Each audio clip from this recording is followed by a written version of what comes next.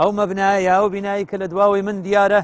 ئەو مەبنایەکە ڕەوەندی کوردی هەڵساون بە کڕینی بۆی بێتە بنکەیەک بۆ پەروەردەکردنی ڕۆڵەی کورد لەسەر ڕێبازی پاکی پیرۆزی ئیسلامە و هەروەها ئەو مەبنایە 100 ساڵە لە سەرتاوە کە دروست کراوە پۆپێک بووە یعنی شوێنی مەعسەتی خوا بووە و هەروەها ئێوە ئەو کەسانە بنەوانەی کە بەشدار ئەبن لە بنیاتنانی ئەو مزگەوتە كالله أفرمي إنما يعمر مساجد الله من آمن بالله واليوم الآخر فحولي بدن پیغمبری پێشەوا فرمي صلى الله عليه وسلم هر کەسێک بۆ خوا ماڵێک بنیاد بنێ ولو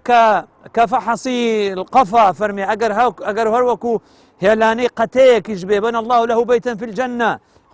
خوای میهرەبان لە بەهەشتا ماڵێکی بۆ بنیاد ئەنێ جا چاومان لە دەستی ئێوەیە دەستی یارمەتی درێژکەن پارەیەکی زۆری تێچووە هیممەتی بکەن ئینشاء الله تعالى سەدەقە جاریەیەکە ئەوە لە دوای ئێوە هەر سوزدەیەک هەر کڕنەوەشێک هەر زیکرێکی تێدا دەکرێت لە دوای مردنا ئێوە شەریکن لەو خێرە جا ئەو خێر لەستی خۆتان نەدەن هیممەتی بکەن ئینشاء الله تعالى دیارە کوردێکی زۆر لێرەوە پێویستیان بە سنتەرێکی ئاوایە و ئەتوانین بڵێن ئەمە لە سنتەرە گەورەکان ئەبێ لە بریتانیا جا هیممەتی بکەن ئینشاء الله تعالى و ئەو برانەی کە ئیشرافی ئەو مەشروعە ئەکەن شادیان بۆ دێن ئینسانی دڵسۆزن بۆ دینی خوا بەخشین لەم کاتەدا زۆر زەرورە خوشکانی خۆشەویستم برانی بەڕێزم ببەخشن لە پێناوی خوای گەورە دڵنیا بن ماڵ بە بەخشین کەم ناکات ئەو ماڵی کە بەخشینی تیا دەکرێت دڵنیا بن بەرەکەتی زیاترە دڵنیا بن لەوەی کە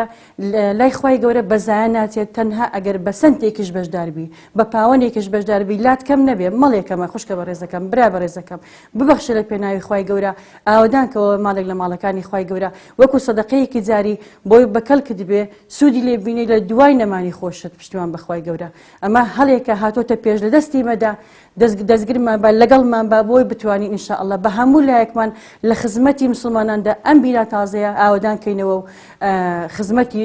ئیسلام و دینەکەمان و مسلمانانی تێدا بکەین بە حەول و قوتی خوای گەورە کۆمەڵێ برای مسلمان کۆمەڵێک مسلمانی باوەڕپێکراو لە شاری بێرمیگهام لە وڵاتی بەریتانیا بینایەکی گەورەیان کڕیوە کە بەتەمان ئینشاءالله بیکەن بە مزگەوت و چاکیکەن بیکەن بە مزگەوتێک کە ناوی بنێن مزگەوتی ڕووناکی